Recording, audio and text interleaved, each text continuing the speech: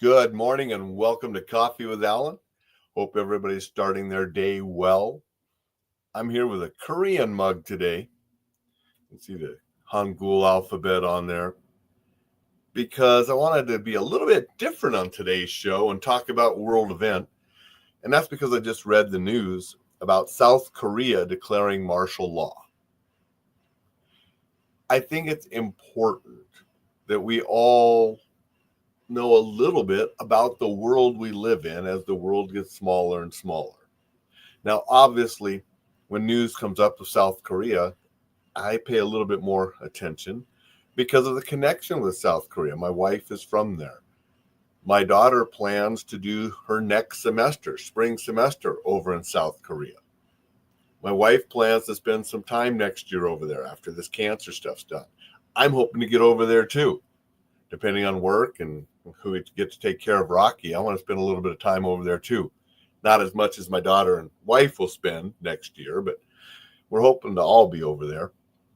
And so when I see the headlines this morning, South Korea declares martial law, obviously, it caught my eye.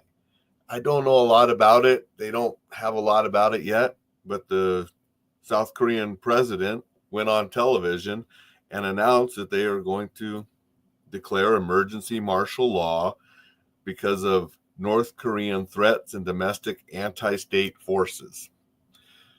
Usually martial law comes after some type of emergency. So this is sort of a little different, but it's saying because of the opposition's impeachment attempts and budget cuts are paralyzing the government, and now he's promising to rebuild and protect the country. So it's just sort of weird situation for martial law to be declared, a little different than other situations. So my hope is that they can get through this quickly and get things back going normal, right? The implications of hurting my daughter's education if she weren't able to go over there, preventing travel if stuff got really wacky and weird. My wife wouldn't be able to go over there and see her family next year when we're done with this cancer stuff. Me not being able to go over there, not to mention all the trade that we do with South Korea. We live in a wacky world right now with different things going on. And I just wish that we could get through some of the stupidity and the anger and the ego and the greed and start working together better for the betterment of all people. Because we just see too many governments, too many places around the world where things just aren't working like they should, and too much violence, too much hatred, too much conflict that isn't necessary. That's why I try to teach people to stay safe. That's why I think the communication classes I teach are so important, teaching people to better communicate and resolve things in a better, more effective manner than violence. Not that violence doesn't solve things. People that say violence never solved anything. No, violence does solve things. It is a way to solve things. It's not the best way to solve. But, guy jumps out of the bushes, grabs you around the throat, and is about to take you into the bushes to rape or kill you. Violence is what you need to solve that situation right then and there. You need better violence than his violence. But most things can be solved and resolved with communicating effectively, negotiating, compromise. Compromise isn't a bad word.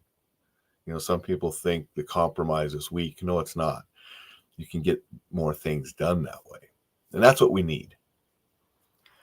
So I don't know any more than what the brief news said about South Korea, but they're going through some political turmoil, and now the president has declared martial law.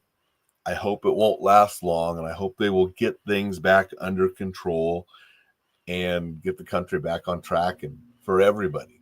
I got relatives over there, all of my wife's family. I have Hapkido instructors over there. I have friends over there.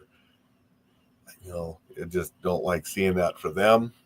Don't like seeing that when my daughter's in the process right now of getting her visas and everything set up to do her next semester over there. And we're in the process of figuring out when my wife will go over there to spend time with her family. And obviously, they've been very concerned with this cancer this year. And so it's going to be important for her to go over there and spend some good time over there with them. And I'm hoping to get over there too. See my wife's family, see some friends, see my Hapkido instructors. So I hope this is resolved quickly, peacefully, and that nothing, terrible comes about some of this. And it's just sad to see things like this happening around the world. That's what I wanted to share today. Just sort of when I saw that, it preempted what I did want to talk about. We'll get back to a normal show tomorrow. Just thought I'd share that thoughts on this thing that happened with South Korea today. The first radiation treatment went well yesterday. So 1 down, 19 to go. Number 2 is today. So, we're getting ready to do that and make it through that. Want to say hello to Dixon. Dixon's here this morning. Good morning, Dixon. Dixon says, if you don't fight back when that guy jumps out of the bushes to do you harm, you're compromised. Yes, it's what you have to do. There are times where violence is necessary, but there are many times when violence is not necessary and it's used when it could have been more effectively done in a different way. So, I'm hoping things don't get violent in South Korea. Thad's here. Good morning, Thad. Thad says, sounds scary. Hope it's resolved quickly and doesn't spread to other countries. And that's always a concern too. South Korea is at, a weird spot, sitting there on that little peninsula on the end of Big China there, and with North Korea between them, between South Korea and China. And North Korea has always been a threat, continuous. They still have the DMZ, armed people standing there with armed guns, pointing at each other, watching each other. I've been there. For a while, I was one of those armed guys on the South Korean side with the United States Army, supporting South Korea. And so I sure hope nothing ever happens over there where another war would start, because it would only cause great devastation. But when you think about it, Seoul, Korea, which has about a quarter of the population there, huge city, one of the biggest cities in the world. It's up in the top 10 or 20 for sure. And it's not that far from the DMZ. You look on a map where it is, you could launch things from North Korea and wipe out Seoul, and kill thousands and millions of people. And so it could only be mass destruction if a war were to start there again. And so I certainly hope nothing ever happens. And that's the hope of most people.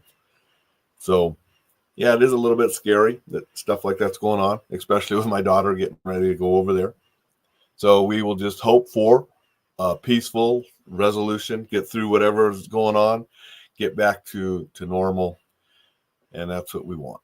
So thank you, everybody, for joining. I appreciate that. We will pay attention to this, and if things develop further, I might talk about it again on Coffee with Alain. Tomorrow, I'll get back to talking about staying safe, defending ourselves as we have to, enjoying life, and being exceptional. That's what Coffee with Alain's about. That's what the Enjoy Life Safely newsletter is about, so be sure to sign up for that at enjoylifesafely.com. Let's keep our thoughts with South Korea, and we'll see what we want. And Joe says, why would she want to go to a country that's just declared martial law? Because her degree, which is a dual degree, Wharton Business School and College of Arts and Sciences in Pennsylvania, with a Korean emphasis, requires that you do a semester abroad. So she has always planned to do the semester abroad in South Korea. It's also a country where her mom is from and she has family. So that's why she's been planning to go to South Korea for this semester since she first started. It was accepted that your junior year, when you're in the Huntsman program, a special program for dual degrees, that you do a semester abroad. And it was always going to be South Korea because Korean is the language she's learning. And so this was set way before they declared martial law. That's why it's a little concerning. Damn, bro, bad timing. I'm sorry. My thoughts go with her. Best luck over there.